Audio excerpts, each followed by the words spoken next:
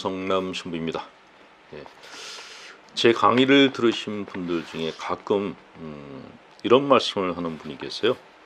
제가 제 강의를 들었는데 왠지 이렇게 신부님은 신앙이 없어 보인다, 믿음이 없어 보인다, 기도를 안 하는 사람처럼 보인다, 이렇게 말한 분들이 계십니다.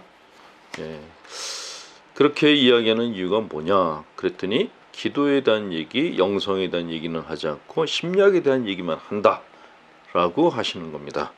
예. 물론 제 강의를 들으면 이제 그렇게 생각하실 분들이 계실지 모르겠습니다. 그러나 제가 하는 그 강의는 일반적인 이렇게 신학자들이 하는 강의와는 많이 다릅니다.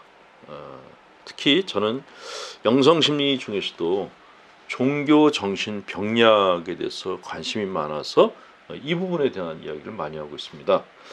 종교 정신 병리학이란 어떤 것인가? 신앙생활, 기도를 한다 그래서 모든 것이 다 건강하고 괜찮은 것이냐 하면 그렇지 않다라는 것이죠. 신앙생활을 하면서도 신경증적인 신앙생활을 하는 분들이 나타날 수도 있다는 거죠. 신앙생활을 하면은 심리적으로 건강해지고 행복해져야 되는데 반대로 가는 분들이 있습니다. 마음이 점점 더 위축되고 열등감이 더 많아지고 그원에 대한 불안증이 더 심해지는 분들, 그런 분들은 신경증적인 신앙생활을 한다라고 이야기를 할 수 있는데, 바로 이런 분들을 치료하기 위한 것이 영성상담 심리인 것입니다. 두 번째는 가짜 영성을 밝혀내기 위해서 그런 것입니다. 영성이라는 말을 갖다가 요새 자주 쓰고들 계시는데, 이 영성이라는 말은 그렇게 일반적으로 쓸 수 있는 말은 아니죠. 또 영성이라는 말을 쓰는 분들 중에 건강하지 않은 가짜 영성을 선포하는 분들이 적지 않이 늘어났습니다. 그래서 그런 가짜 영성, 짝퉁 영성을 가려내기 위해서는 심리 분석이 필요한 것입니다. 세 번째는 사이비 종교, 사이비 신앙, 사이비 종교와 사이비 신앙이 범람하는 것을 막으려면 마찬가지로 그 사람의 심리 분석을 해야 될 필요가 있다는 것이죠. 병적인 컴플렉스, 병적인 마음을 가진 사람들이 병적인 종교를 만들어낸다. 이것이 하나의 그 기본 법칙입니다. 따라서 병적인 신앙을 만들어내는 사람들의 병적인 심리를 분석해서 여러분들께 알려드려야지 신앙의 오류에 빠지지 않고 복음적인 건강한 신앙생활을 할 수 있다는 의미에서 이런 강의를 해드리는 것입니다. 그래서 심리학에 대한 이야기를 많이 하는 것이니 여러분들께서 그 점을 갖다가 유념하시고 제 강의를 들어주시기 바랍니다. 자, 오늘은 영적 체험에 대한 얘기를 해드리도록 하겠습니다. 신앙생활에 있어서 영적 체험은 아주 중요합니다. 믿음과 영적 체험은 굉장히 밀접한 연관성을 갖고 있죠. 신앙생활에서 영적 체험이 없다면 믿음을 갖는 것이 그렇게 쉽지 않을 것입니다. 아까도 말씀드렸습니다만 많은 분들이 제가 이렇게 믿음이 없는 것처럼 보인다라고 얘기를 하시는데 천만의 말씀입니다. 저만큼 영적 체험을 많이 한 사람도 드물 겁니다. 제가 처음으로 했던 영적 체험, 저를 신학교로 이렇게 이끌었던 영적 체험을 예를 들어서 하나 먼저 말씀드릴게요. 1980년도 12월 달쯤이었습니다. 저는 그때 한참 냉담을 하고 있었고 성당가는 발을 끊고 있었고 이렇게 신앙가는 정반대의 길을 가려고 준비를 하던 중이었습니다. 그런데 12월 25일 날 아침 5시에 저한테 정말 생각하지도 않았던 일이 벌어졌습니다. 주님이 나타나신 거예요. 처음에는 이게 무슨 개꿈이거니 아니면 환시거니 이렇게 생각을 했었는데 그렇지가 않았어요. 깨어있는 상태에서 제가 보았던 것이 있습니다.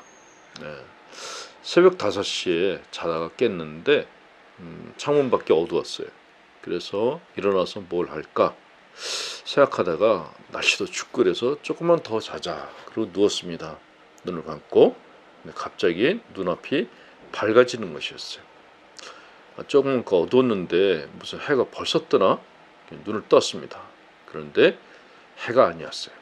예, 제가 누워있는 창문이 있고 제가 이렇게 누워 있었습니다. 머리를 여기다 두고. 그런데 이쪽에서 빛이 오는 것이었어요. 근데 빛이 창에서 오는 게 아니라 그 옆에 있던 십자가와 그리고 조르주 루오라는 화가가 그린 십자가 예수라는 그림이 있었어요. 이렇게 두 그림이 있었는데 십자가 그림이 있었는데 십자가인지 그림인지 지금도 구분이 안 가는데 어쨌건 그쪽에서 저한테 빛이 오는 것이었어요. 깜짝 놀랐습니다. 이게 뭘까? 근데 그 빛이 너무 강해서 다시 눈을 감았더니 제 눈앞에 정말 넓은 벌판이 보였습니다. 굉장히 넓은 벌판이 보이고 그 벌판에 수많은 십자가들이 서 있었습니다. 근데 그 가장 가운데에 가장 큰 십자가에 누군가가 매달려 있는데 그분의 몸에서 이렇게 빛이 나오고 있었어요. 그 빛이 저를 비추고 있었어요. 저는 그 빛 속에서 어떤 소리를 들었어요. 마테오야, 네가 나를 사랑하느냐? 근데 저는 그 소리를 듣고 저 사람이 누구길래 날 보고 자기를 사랑하냐고 묻나? 의아했어요. 대답을 못했어요. 두 번째로 더 강한 빛이 왔습니다. 또 묻는 거예요. 네가 날 사랑하느냐고. 근데 그때 제가 마음속으로 저분이 예수님인가? 하는 생각이 들었어요. 근데 대답을 못했어요. 왜냐하면 그때 제가 오랜 기간 냉담을 하던 중이었었거든요. 하나님은 없다라고 생각하고 하나님을 갖다가 버린 상태였습니다. 제가 대답을 못하자 세 번째로 다시 또 빛이 저한테 쏟아져 왔습니다. 그 빛 속에서 또 들었어요. 내가 날 사랑하냐고. 제가 대답을 못했어요. 근데 그 빛이 굉장히 따뜻하게 저를 둘러쌌습니다. 그때 제 마음속에 떠오른 생각은 이대로 죽었으면 좋겠다라는 생각뿐이었어요. 그리고서 이제 그 환시가 사라졌죠. 그런 경험을 하고 난 다음에 제 안에서 굉장히 심한 혼돈이 일어났어요. 계셨구나. 그렇다면 난 어떻게 살아야 되지? 일주일간을 고민하다가 결국 본당을 찾아가게 됐고 그리고 또 고민하다가 신학교에 가겠다라는 그런 생각이 불현듯이 올라왔고 그 불현듯이 올라온 생각에 이끌려서 신학교를 선택을 하게 된 것입니다. 그렇게 첫 번째 영적 체험이 제 인생을 180도로 바꿔줬어요. 자, 제가 기억하는 두 번째 영적 체험이 있습니다. 몇 년 전에 제가 몸이 너무 안 좋아서 숙소에서 이렇게 나가지도 못하고 거의 그 성당 내에서만 맴돌던 시간이 있었습니다. 근데 그때 배가 너무 아팠어요. 그 복통이 왔는데 밤에 잠을 잘 수가 없었습니다. 그래서 밤에 방에 있자니 괴롭고 그래서 할 수 없이 이제 그 숙소 안에 있는 작은 그 성당으로 들어갔어요. 거기 들어가서 상당히 작은데 한 10명 들어가면 꽉 찹니다. 거기 제대가 있고 제대 위에 십자가 있고 여기다 이불 같은 걸 하나 깔고 제가 여기에 엎드렸어요. 엎드려서 제가 갖고 있는 고통을 제발 좀 없애달라 기도를 했습니다. 근데 그때 그 제대 가운데 있던 십자가에서 갑자기 이렇게 빛이 왔어요.